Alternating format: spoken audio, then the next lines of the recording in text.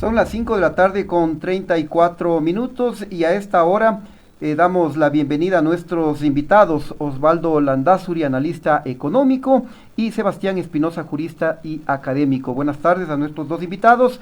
Les saludamos Adrián Acosta y también mi compañero Andrés Durán. Quiero empezar este diálogo con Osvaldo Landázuri. Quiero consultarle en primer lugar, el Estado ecuatoriano ha debido pagar ya por este tipo de arbitrajes 2.312 millones de dólares en los últimos años, y ahora se suma 412 millones más por el tema de Perenco.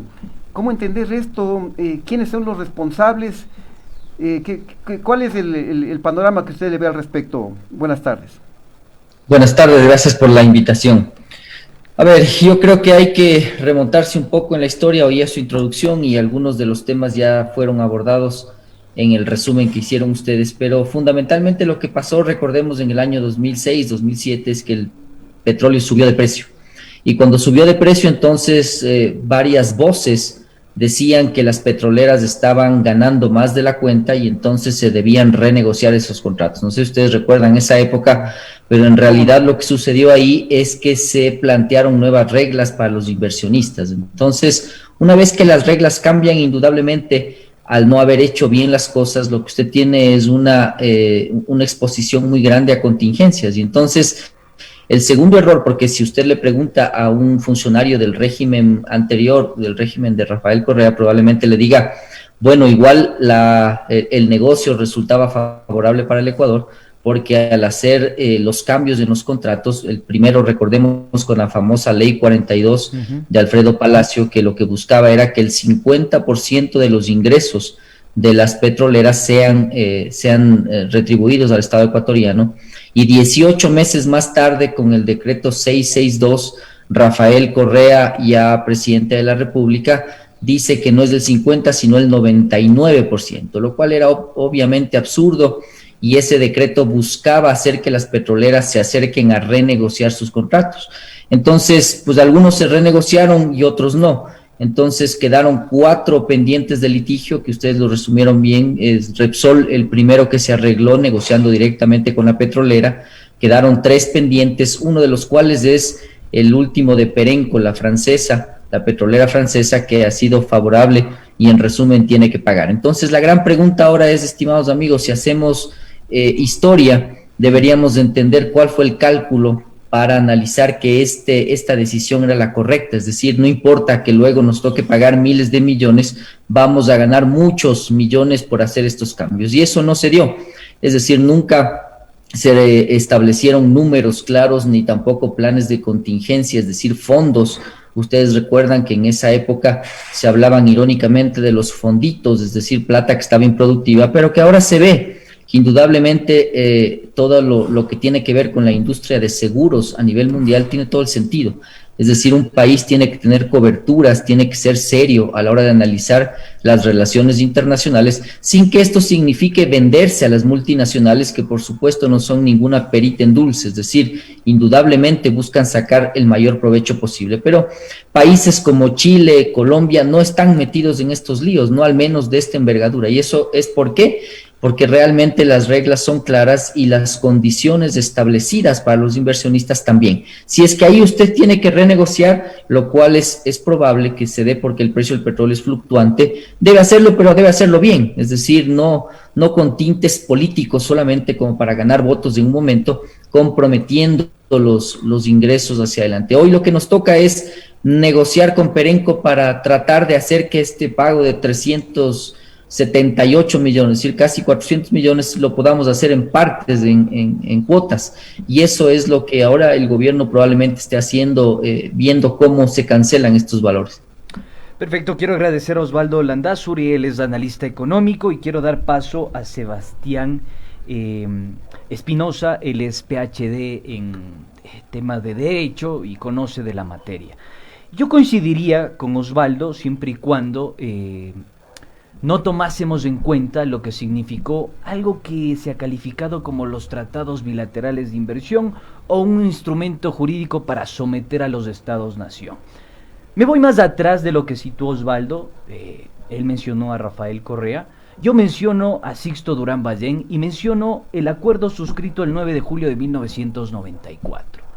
Este acuerdo firmado entre Ecuador y Francia sirvió como un instrumento para que obviamente la empresa Perenco establezca su demanda en el CIADI, un instrumento jurídico internacional por fuera de la jurisdicción nacional. Incluso se podría ver hoy como una vulneración de la jurisdicción del país, etcétera, etcétera. Pero digo, este elemento me parece a mí, estimado Sebastián, que es un elemento de convicción y que merece ser tratado porque ha sido algo que han utilizado de manera sistemática ciertas empresas para de alguna forma menguar los recursos del Estado. ¿Qué nos puede decir al respecto? Bienvenido, un saludo fraterno. Correcto. Muchas gracias, Adrián, Andrés, Osvaldo, un cordial saludo y un cordial saludo a los oyentes. Precisamente yo coincido en que debemos ir hacia atrás y ver cómo el Ecuador empezó a suscribir estos tratados bilaterales de inversión. El Ecuador, desde el punto de vista de derecho internacional, es bastante pródigo y bastante abierto a suscribir cuanto tratado se le ponga enfrente. Y este fue el caso de los tratados bilaterales de inversión. Ecuador fue uno de los primeros países en Sudamérica en firmar un tratado de inversión. El primero fue con 29 tratados más, en total 30 tratados, 27 que entraron en vigor y 19 de ellos que empezaron a firmarse en el 92. Entonces, claro, ahí habría que ver cuál fue también la valoración que hizo en su momento esos gobiernos para determinar cuáles eran los beneficios que traían los tratados bilaterales de inversión. De la investigación que se ha hecho en la Cancillería y en los archivos históricos, no hay ninguno. Hay poquísima información con respecto. Yo recuerdo que en el tratado de Estados Unidos, que se firmó en el 92, y en el convenio CIADI, que se firmó en el 80, tenemos inconvenientes. Se decía que se firmó ese tratado por ocasión de la visita del Ecuador a los Estados Unidos, sin comprender precisamente cuáles eran los efectos de firmar este tipo de tratados. ¿Sí? ¿Aló? Sí, tenemos un pequeño inconveniente con la transmisión, Sebastián. Si nos ayuda quizá componer un poco ese internet para seguirla sosteniendo. Ahí estamos, ¿nos escucha? Sí, yo los escucho claramente. ¿Me escuchan acá? Perfecto, sí, lo tenemos. Continuemos, por favor. Sí, perfecto. Entonces, como yo decía, hay que retrotraernos a los gobiernos de esas épocas y comprender cuáles fueron las motivaciones para firmar estos tratados bilaterales de inversión. Y yo comprendería que debe haber habido un análisis geopolítico, pero firmamos tratados desde países como Egipto, a Cuba, Panamá, Estados Unidos, Canadá, etcétera, que finalmente son los países que nos han demandado.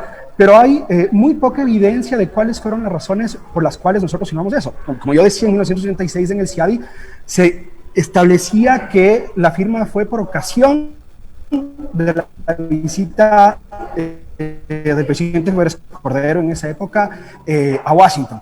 Y después vemos que prácticamente estos tratados lo que permiten es que inversionistas, algo sin paralelo en el derecho internacional, personas pueden demandar directamente al Estado ante cualquier tipo de violación, no solo de contratos, sino ante cualquier política pública, sentencia, ley, regulación, etcétera, por la cual ellos se puedan sentir afectados. Desde ese punto de vista, y esto también se estableció en el caso Burlington, por ejemplo, y en el caso Perenco, no es ajeno al derecho internacional que los estados reaccionen ante una subida sin precedentes del precio del petróleo. Por supuesto, yo puedo coincidir con Osvaldo en que podría haber habido un tema de contingencias o demás, pero por ejemplo, en el caso de Perenco se estableció que el decreto que subió al 99% la participación del Estado sí es expropiatorio, pero en el caso de Burlington no. Entonces también vemos que hay discrepancia entre los tribunales internacionales, dependiendo de qué tratado bilateral de inversión se establece, de cuándo se violenta un tratado o no. Entonces ahí vemos que, digamos, desde el punto de vista de consistencia y de seguridad jurídica para los estados que firman estos tratados, por un lado, no existe una aplicación consistente del derecho y por el otro no existe evidencia clara de que estos atraigan. Tenemos un inconveniente ahí con la conexión. Un problema con la conexión. Sí, bueno, quiero retomar el diálogo con Osvaldo Landázuri. Yo quiero consultarle qué tan beneficiosos han sido estos tratados bilaterales de inversión, porque los resultados aparentemente han sido los contrarios. Por ejemplo, la inversión privada nunca superó a la pública, a pesar de la apertura del mercado. La inversión pública fue del 12% en el gobierno de Sixto Durán Ballén, mientras que la privada apenas del 6%. ¿Qué tan beneficioso terminó siendo estos tratados? Esa es una excelente pregunta, creo yo.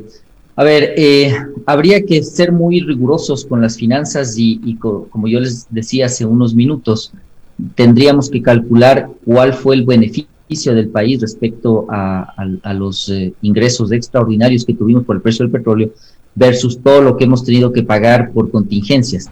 Entonces, ese cálculo no se ha hecho y yo creo que es importante esta lección para entender el asunto de manejar contingencias. Yo creo que, por ejemplo, los empresarios privados, en ese caso, tenemos una serie de rubros, de contratos, de valores que aseguran las inversiones hasta donde más se puede, porque en la vida no hay nada seguro, decía mi padre, excepto la muerte. Entonces, bajo ese principio, sí, es un tema que está todavía por verse. Pero ahora sí, directo a su pregunta, yo creo que esa firma de tratados internacionales que tiene que ver con la novelería del presidente de turno, de a dónde se visita, de con quién es más allegado, etcétera, indudablemente no tiene el análisis suficiente. Hoy mismo estamos viviendo estos temas del libre comercio con este gobierno y varios industriales le estamos diciendo, bueno, esto no es tan simple como me adhiero a tal grupo económico o firmo tal tratado. Fíjense ustedes que, por ejemplo, ahora la propia Constitución prohíbe que los litigios se traten afuera, en cortes que no sean nacionales. Entonces, indudablemente hay dudas, pero tampoco es correcto pensar que uno tiene que estar aislado pensando que el inversionista privado es siempre la parte mala o la parte fea de la película. Es decir, yo creo firmemente en que hay que tener equilibrio en las cosas, es decir, pensar con quién le conviene a usted tener un tratado de inversión. Por ejemplo, hoy estamos viendo que para firmar ese acuerdo con México, incluso el Estado ecuatoriano está diciendo me adhiero, es decir, ni siquiera negocio, me adhiero.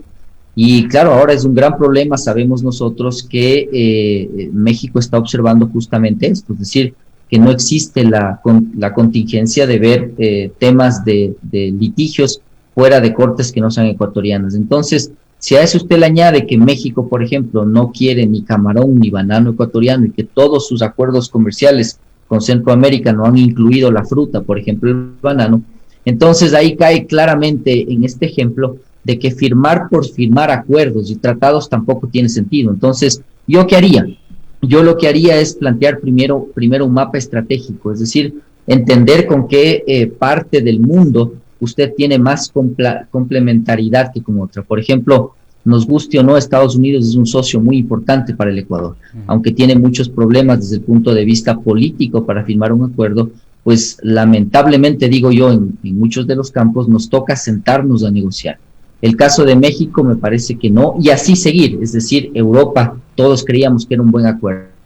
En esa línea, entonces, yo me mantengo en esta postura, es decir, lo importante ahí es hacer un análisis sesudo que deje la política a un lado y entonces entendamos con quién nos conviene, porque en cambio, sin tratados bilaterales de inversión, usted no podría acudir a multinacionales, por ejemplo, para que le ayuden a invertir, y eso sí es un problema que se evidenció en la década pasada, cuando el Ecuador se puso una mochila demasiado pesada de invertir todo solo. Hubiera sido muy interesante hacer acuerdos con privados para, por ejemplo, mejorar la infraestructura. Las propias hidroeléctricas no teníamos que haberlas invertido necesariamente directamente nosotros los ecuatorianos.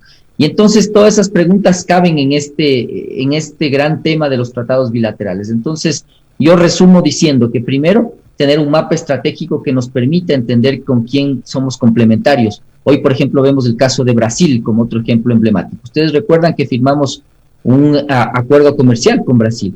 Hasta ahora no le hemos vendido un solo camarón. ¿Qué significa eso? Ni un solo banano.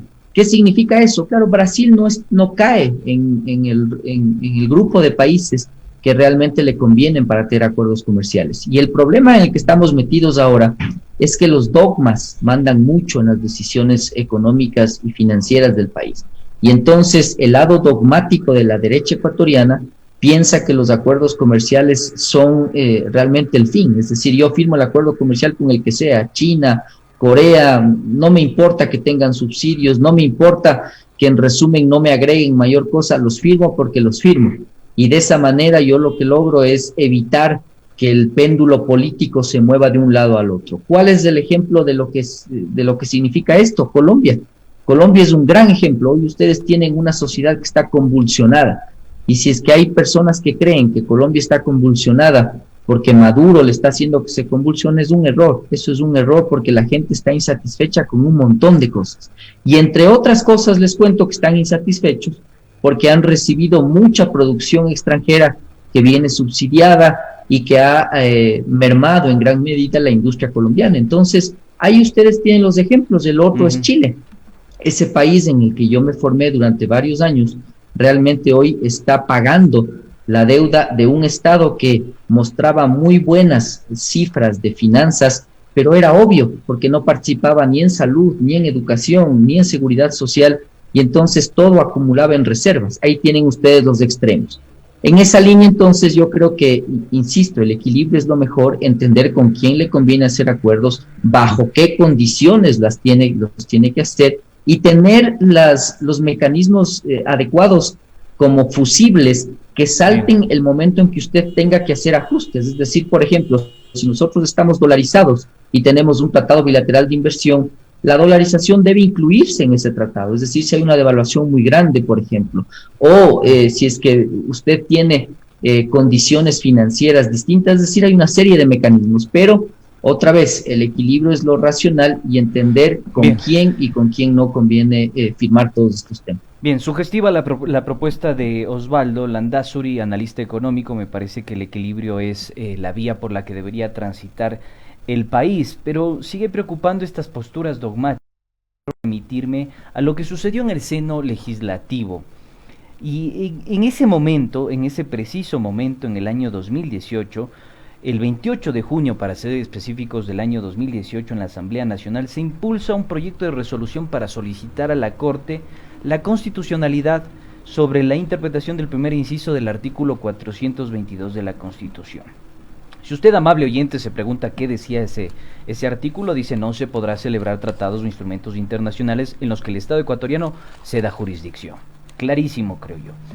Pero la Corte ya se había pronunciado en 17 ocasiones.